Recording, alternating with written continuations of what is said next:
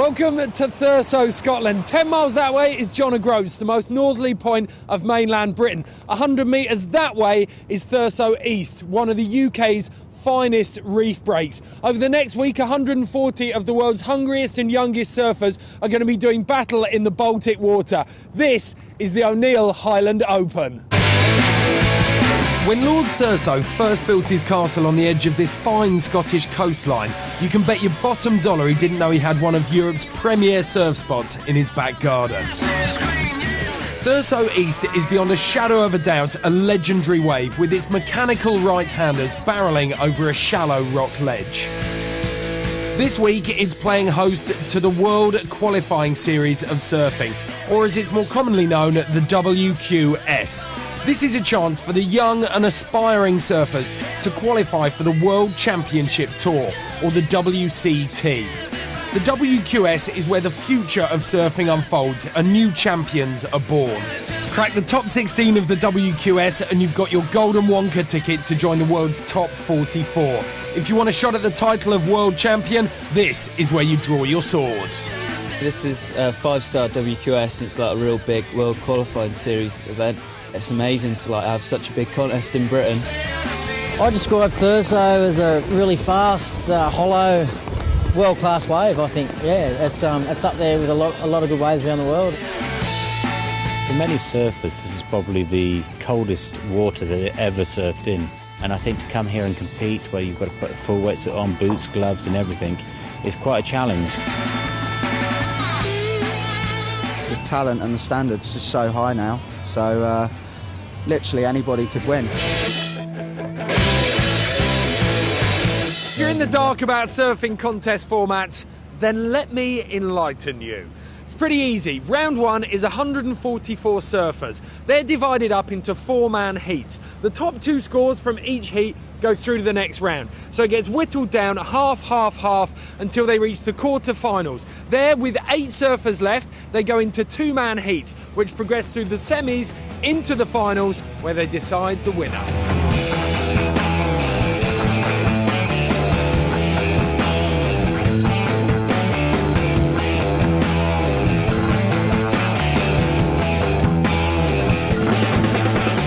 Surf has been looking beautiful over the last couple of days. Really scored it with these conditions.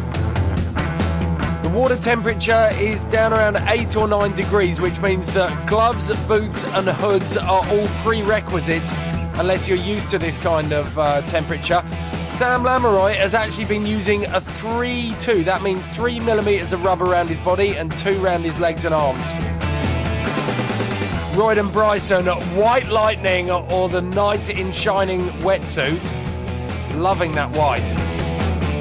Mark Harris looking very comfortable in the early rounds here. He's had some lovely scores, getting absolutely chewed by that barrel. It's really nice to see Thurso East actually firing like this, producing the kind of barrels that it's renowned for. Kieran Perrow, such a powerful surfer. He spent time on the championship tour. He's trying to battle his way through this year's QS to re-qualify for that tour.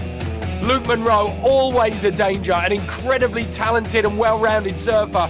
He's got something in any kind of conditions, a real threat. There are so many good surfers here, it's impossible to call at this early stage. Time to meet one of the favourites for this contest. On home soil, Russell Winter gives us the lowdown on the British game plan. 5-star event. This could kickstart everyone's year for a decent campaign, couldn't it? Yeah, definitely. I mean, for me, yeah, I'd like, if I get through this heat, it'll definitely be a scorer.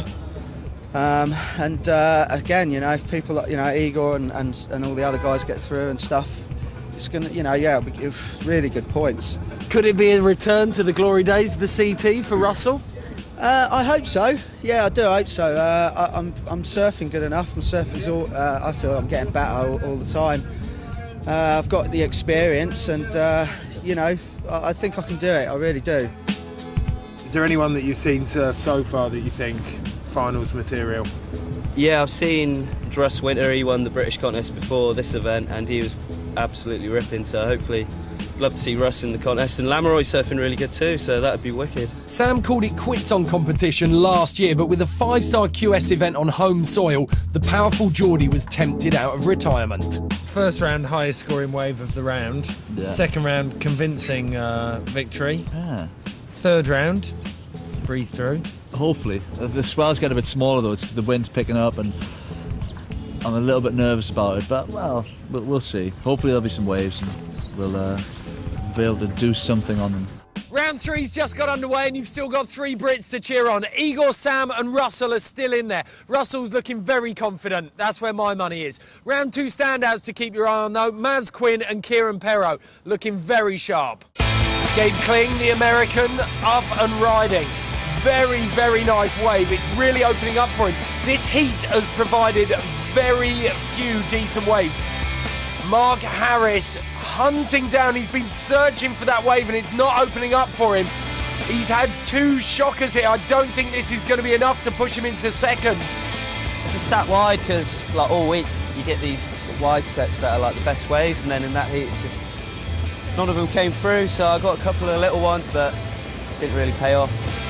A result here for Sam Lamoureux could see him reignite his WQS campaign. Up against Gavin Roberts from South Africa. Very powerful wave for Sam. He's looking good there. That's a good first setup wave. He needs something to back that up now.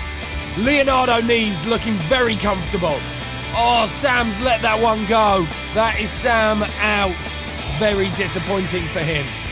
Noi Kaluka Kui up against Russell Winter. Got Warwick Wright from South Africa in there. Russell destroying that one. There's Kaluka Kui, the Hawaiian, really struggling in this cold water. That is a good-looking wave. It's starting to wall up nicely for Russell. That floater at the end there, racking up the points. Looks like Winter's the only Brit through to the next round. Convincing stuff. Really strong start. First wave was amazing, and you look comfortable from there on in. Yeah, I know it was going to be hard out there. The conditions aren't that good at all, and I think, again, me being here, surfing in the contest before has definitely given me a lot of knowledge in where to sit and where to position myself. Usually I'd always like the inside, but I'm kind of sort of, my tactics have changed and it's working. I want to be like the third one in or the second one in, and I'm reading it quite well, and so, you know, I managed to get 3 good waves, and, you know, it's what I'm thinking is paying off. So, you know, as far as I'm concerned, I wasn't even stoked then when I won. I was just like, right, job done, you know, because I feel like I can make it to the final, you know, with my knowledge, what I know, I really do, and I'm kind of in the zone sort of thing, if you know what I mean. I feel that heat there, I felt like I was in the zone. Ding! Bring out your dead! Ding! Bring out your dead! Sam Lamoureux, Igor Harris, they are no more. All British hopes rest on Russell Winter. Can the British Bulldog continue his crusade for O'Neill Highland Open victory? Join us in part 2.